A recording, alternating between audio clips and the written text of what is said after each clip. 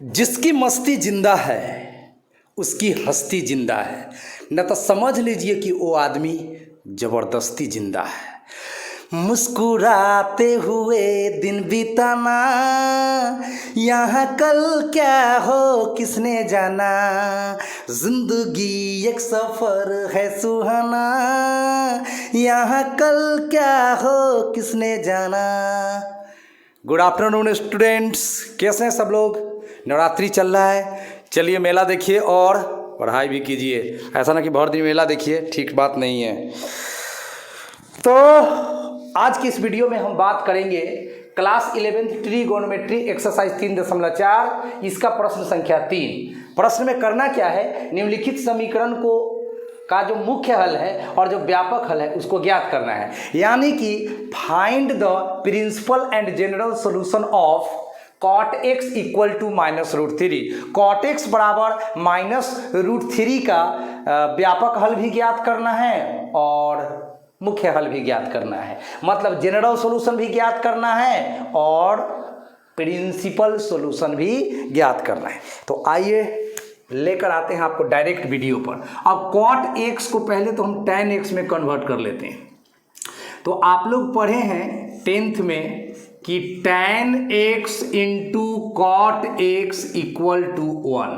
जब tan x into cot x equal to 1, इसीलिए cot x बराबर क्या होगा, जरा बोलिए, मैथ पढ़ते हैं आप लोग। tan x गुना cot x बराबर अगर 1 होगा तो cot x बराबर क्या होगा, ये मल्टीप्लाई में है बराबर के पहले, तो बराबर के बाद जाएगा डिवाइड में, तो ये हो जाएगा 1/tan x। तो cot x को हम कहीं ना कहीं कहाँ ले जाएंगे, tan x में ले जाएंगे। तो चलिए cot x के बदला मैंने लिखा 1/tan x और बराबर के बाद माइनस में √3 है रहेगा। अब इसके बटा में भी कोई संख्या नहीं है तो हम 1 लिख सकते हैं, ठीक है, परमिशन मिला हुआ है बटा में 1 लिखने का। अब क्रॉस क्रॉस गुना कर दीजिए या दोनों पक्षों को उल्टा कर दीजिए, जैसे समझिए। चलिए तिरछा गुना ही कर देते हैं, ज़्यादा बेटर आप लोगों को समझने में होगा। क्रॉस मल्टीप्लीकेशन, तिरछा तिरछे गुना। तो -√3 से tan x में गुना होगा तब -√3 tan x, और 1 में 1 से गुना होगा तो 1। अब ये √3 tan x के साथ मल्टीप्लाई कर रहा है तो बराबर के बाद ये डिवाइड करेगा और इधर का माइनस उधर चला गया। ये √3 गुना से भागा में आ गया है, इधर का माइनस को उधर भेज दिए हैं, 1 अपने जगह पर बना हुआ है। इस तरह से tan x का वैल्यू आ गया -1/√3। अब आपको सोचना है कि tan का मान निगेटिव कहाँ कहाँ होता है, tan का मान निगेटिव कहाँ कहाँ होता है। तो चलिए एक थोड़ा रफ कर लेते हैं। ACTS, after school go to college, ठीक है भैया, x अक्ष y अक्ष। After school go to college, हाँ, स्कूल समाप्ति के बाद कॉलेज जाते हैं आप। इस ट्रिक से आप याद रखिए कि फर्स्ट क्वाड्रेंट में ऑल पॉजिटिव, सेकेंड क्वाड्रेंट में साइन एंड कॉसेक पॉजिटिव, बाकी 4 गो निगेटिव, थर्ड क्वाड्रेंट में tan एंड cot पॉजिटिव बाकी निगेटिव, और फोर्थ क्वाड्रेंट में cos एंड sec पॉजिटिव बाकी 4 निगेटिव। तो अभी tan x निगेटिव होना चाहिए, तो कहाँ कहाँ tan x निगेटिव होगा, सेकेंड क्वाड्रेंट में और फोर्थ क्वाड्रेंट में। सोच लीजिए कैसे। अरे महाराज फर्स्ट क्वाड्रेंट में A लिखा हुआ है जेकर मतलब होता है ऑल पॉजिटिव, तो ऑल पॉजिटिव इसका मतलब tan पॉजिटिव हो गया। और थर्ड नंबर में T लिखल है जेकर मतलब होता है tan पॉजिटिव, तो थर्ड में भी tan पॉजिटिव और फर्स्ट में भी tan पॉजिटिव, इसका मतलब tan निगेटिव कहाँ कहाँ होगा, तो सेकेंड क्वाड्रेंट में और फोर्थ क्वाड्रेंट में। तो चलिए एक आंसर हमको देना है सेकेंड क्वाड्रेंट से और एक आंसर हमको देना है फोर्थ क्वाड्रेंट से। तो चलिए अब इसको आगे बढ़ाते हैं। tan x equal to minus अपने जगह पर और 1/√3 जो होता है tan 30 डिग्री का वैल्यू होता है प्यारे बच्चों। अब इस माइनस को यहाँ से हमको हटाना है, इस माइनस को यहाँ से हटाना है ताकि हमको कंपेयर करने में बने, दोनों पक्षों का तुलना करने में बने, क्योंकि इस tan के पीछे प्लस है और इस tan के पीछे माइनस है, यही तो गड़बड़ है और इस गड़बड़ को ठीक करना है। तो इस माइनस को यहाँ हटाएंगे। कैसे हटाएंगे, जब हम सेकेंड क्वाड्रेंट में जाएंगे और फोर्थ क्वाड्रेंट में जाएंगे ऑटोमेटिक यहाँ से माइनस हट जाएगा। तो चलिए अब इस साइड में हम लोग लिखने का काम करेंगे। तो सेकेंड क्वाड्रेंट में कैसे कैसे जा सकते हैं, 90 प्लस 180 माइनस, लेकिन 90 और 270 का इस्तेमाल करेंगे नहीं, क्योंकि 90 और 270 के केस में tan बदलकर cot हो जाएगा तो गड़बड़ हो जाएगा। इसीलिए हम सेकेंड क्वाड्रेंट में जाएंगे कैसे, 180 माइनस थीटा।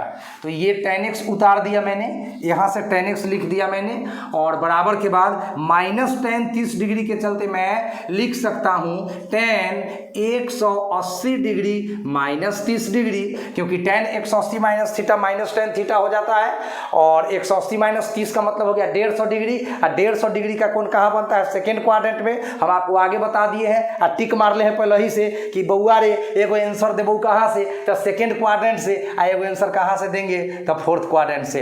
तो 180 में से 30 घटाओगे तो 150 डिग्री, और 150 डिग्री सेकेंड क्वाड्रेंट में बनता है कि नहीं बनता है, जरूर बनता है। अब चलो कहाँ, फोर्थ क्वाड्रेंट में। फोर्थ क्वाड्रेंट में कैसे कैसे जाओगे, एन से जाओगे तो 270 प्लस, और एन से आओगे तो 360 माइनस। 270 का इस्तेमाल तो करना नहीं है, तो 360 का इस्तेमाल करते हैं। तो करते हैं tan 360 डिग्री माइनस 30 डिग्री, इसका भी फॉर्मूला होता है माइनस tan थीटा। तो इस तरह से हम पहुंच गए सेकेंड क्वाड्रेंट में, एंड पहुंच गए फोर्थ क्वाड्रेंट में। आगे आइए, tan x equal to tan 180 को आप लिख सकते हो पाई, और 30 डिग्री को लिख सकते हो पाई बटे 6, क्योंकि 180 में 6 से भाग दोगे, 180 में 6 से भाग दोगे तो 6 18, 30 डिग्री फिर से आ जाएगा, कॉमा एंड 10, और 360 को लिख सकते हो आप 2 पाई, और 30 डिग्री को पाई बटा 6 लिख सकते हो। आगे आइए, tan x बराबर 6 पाई में 1 पाई घट गया, भिन्न का घटाव वगैरह तो आपको बनाने आता होगा। 6 पाई में 1 पाई घट गया तो 5 पाई बटा 6, कॉमा एंड 6 दूना 12 पाई में से 1 पाई घट गया तो tan 11 पाई बटा 6। आप दोनों को तुलना करते हैं, tan जहाँ tan, x जहाँ वाट, x जहाँ वाट, तो tan जहाँ tan, x जहाँ 5 पाई बटा 6, इसीलिए x का वैल्यू हुआ बउआ सहो 5 बटा 6। और tan x बराबर tan 11 बटा 6, तो यहाँ पर tan के जगह tan, तो x के जगह 11 पाई बटा 6, तो ये हो गया 11 पाई बटा 6। तो ये जो वैल्यूज हुआ आपका वो 0 डिग्री और 360 डिग्री के बीच का है। हम बता चुके हैं कि वह सोल्यूशन जिसमें x का वैल्यू 0 डिग्री या 360 डिग्री के बीच में प्राप्त होता है उसी को तो मुख्य हल कहते हैं, हिंदी में, अंग्रेजी में कहते हैं प्रिंसिपल सॉल्यूशन। तो 5 pi by 6 and 11 pi by 6 are the principal solution of cot x equal to minus of √3। अब इसका व्यापक हल ज्ञात करना है तो छोटा वाला एंगल को लेकर चलिए, यानी 5 पाई बटा 6 को लेकर चलिए। तो नाउ यहाँ लिख दीजिए कि ये हो गया कौन हल, मुख्य हल। अब now tan x is equal to tan 5 pi बटा 6, tan x बराबर 5 पाई बटा 6। तो अब tan x बराबर tan y के लिए आप सूत्र लिखे हैं कि x बराबर, इधर लिख देता हूं मैं, इसीलिए x बराबर n pi plus minus y, n pi plus minus y। तो इस तरह से आपका n पाई अपने जगह पर आ गया, प्लस माइनस अपने जगह पर, और y के जगह है 5 पाई बटा 6। इसमें n बिलोंग्स टू z, यानी z है पूर्णांकों का समुच्च, सेट ऑफ इंटीजर्स। इसमें n के जगह आप 1 2 3 4 5 6 7 8 9 10, 0 -1 -2 -3 -4, जितना संख्या मन है उतना संख्या डालते जाइए, उतना सोल्यूशन पाते जाइए। इसीलिए तो कहा जाता है कि ट्रिगोनोमेट्रिक इक्वेशन के 1 नहीं 2 नहीं 3 नहीं अनगिनत हल होते हैं। अनगिनत मतलब जिसको गिन भी नहीं सकते हैं, यानी कि इनफाइनाइट सोल्यूशन होते हैं। तो इस तरह से ये वाला जो हुआ ना बउआ सा, ये वाला जो हुआ से आपका हुआ जनरल सोल्यूशन। कौन सोल्यूशन हो, जेनरल सोल्यूशन हुआ, संपूर्ण हल।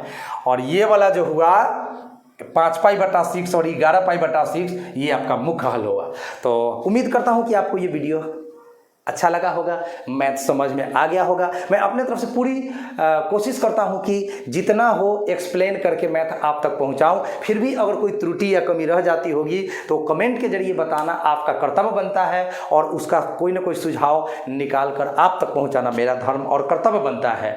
तो वीडियो अच्छा लगा होगा तो लाइक कर दीजिए, और चैनल को सब्सक्राइब नहीं किया है तो सब्सक्राइब कर दीजिए, क्योंकि आपका एक एक सब्सक्रिप्शन हमें वीडियो बनाने के लिए मोटिवेट करता है और हिम्मत देता है। तो थैंक यू। एक बहुत सा प्यारा वीडियो लेकर मिलते हैं बहुत जल्द। गाते रहिए, मुस्कुराते रहिए, हंसते रहिए, पढ़ते रहिए।